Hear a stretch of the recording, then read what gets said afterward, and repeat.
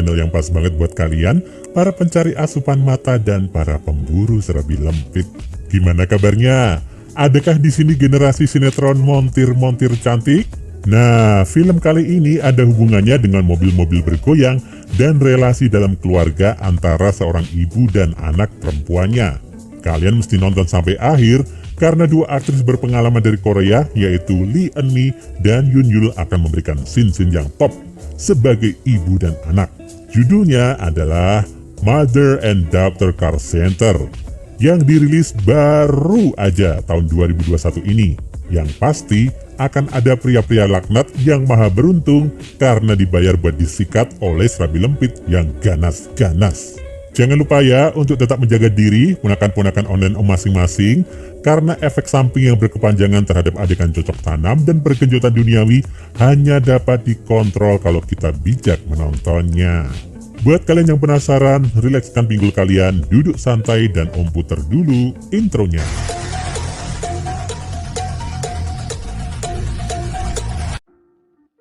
Di awal cerita, kita akan langsung diperkenalkan dengan duo ibu dan anak yang sibuk bekerja di car center, alias bengkel. Mamah cantik ini telah lama menafkahi diri dan anak perempuannya dengan menjadi montir di bengkelnya seorang saudagar kaya raya. Nama si ibu ini adalah Eun-mi.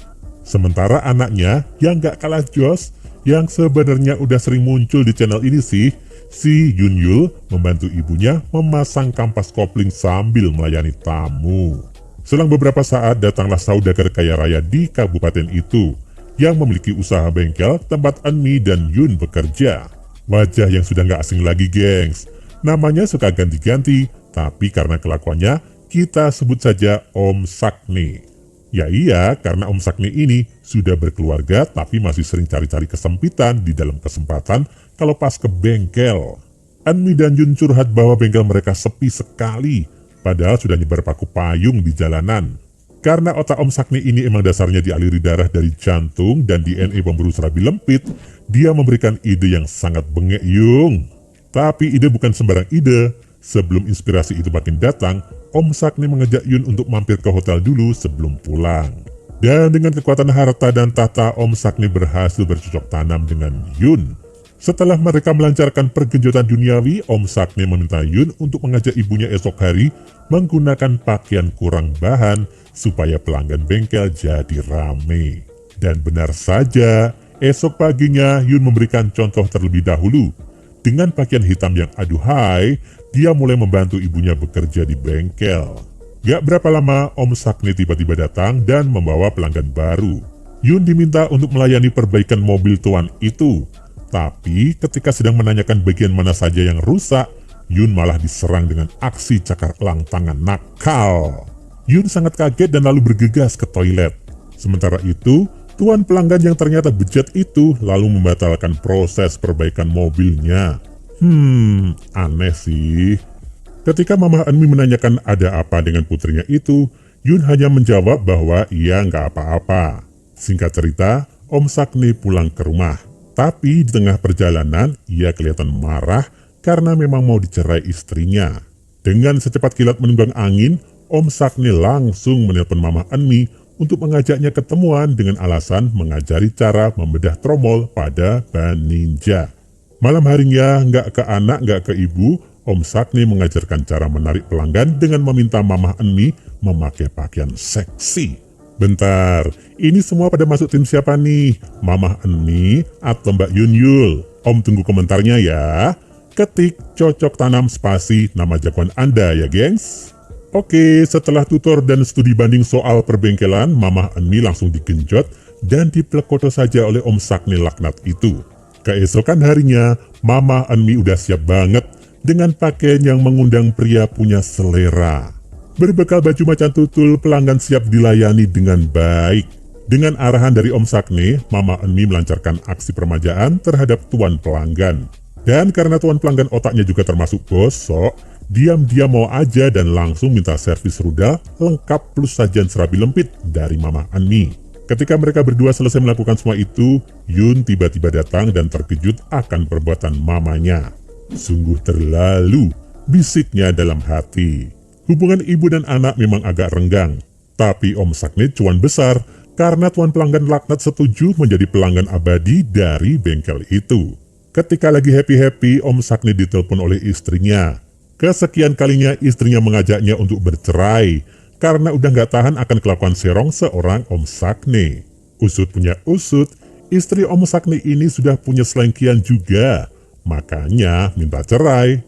Tahu selingkuhannya siapa? The one and only Pak Kimpi, yang nama lengkapnya adalah Sukonto Ledowo. Singkat cerita, kita akan berpindah tempat dan waktu untuk melihat kondisi Yun. Dia stres berat dengan apa yang ia lihat. Tapi nggak lama, karena ia ingat petuah dari ibunya yang dulu member pemburu rudal Korea, bahwa apapun dilakukan demi cuan. Ngawur banget ini ya gengs, jangan ditiru loh ya. Keesokan paginya kita melihat Pak Kimpi alias Sukonto Ledowo mengalami kerusakan mobil akibat paku payung.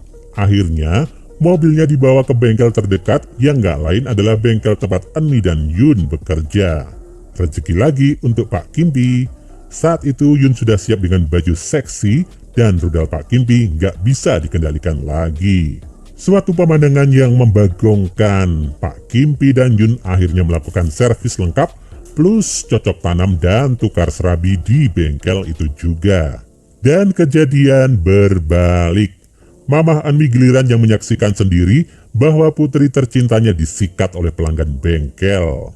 Singkat cerita, Yun kembali ke ruang depan bengkel dan di situ pula Mamah Enmi dan Om Sakne datang. Mereka beramah-tamah seperti biasa dan seperti nggak ada apa-apa yang terjadi. Ketika Pak Kimpi dan Om Sakne pergi, barulah kita tahu bahwa Pak Kimpi adalah suami dari Mamah Enmi yang telah lama pergi meninggalkannya.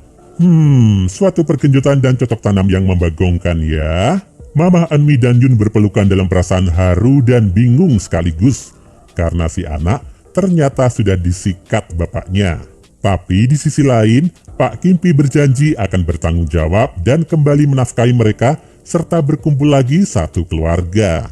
Akibat kejadian itu dan fakta keluarga yang kembali itu, Pak Kimpi memutuskan hubungan pacarannya dengan istri Om Sakne dan mengatakan akan kembali ke keluarga aslinya. Wah, boleh juga nih Pak Kimpi, tapi tetap aja laknat. Scene berganti pada kondisi bengkel yang makin ramai pelanggan. Pelukan ibu dan anak waktu itu barangkali semacam kesepakatan untuk menerapkan strategi kekurangan bahan pakaian. Mamah Enmi sekarang makin gesit untuk melancarkan aksi pergenjotan.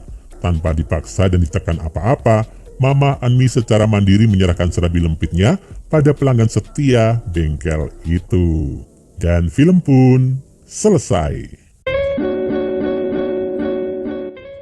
Gengs, bagaimana dengan film Mama Enmi dan Yun barusan? Iya, Om refleks inget sinetron lawas montir-montir cantik nih. Hehehe. Dari segi ceritanya, idenya cukup baru sih buat Om. Membagongkan sih endingnya. Serabi lempit dan rudal saling berpisah dan bertemu melalui proses persilangan yang aneh tapi nyata. Aksi pergonjotan dan cocok tanamnya termasuk fresh loh, karena tumben gak dilakukan di hotel atau kos, melainkan di bengkel. Tapi ya tetap, semua itu ngawur-ngawur semua. Om Sakne melimpah keuntungan, pelanggan laknat pun juga demikian. Sementara Mamah Enmi dan Yun mesti mengorbankan diri demi menyambung hidup.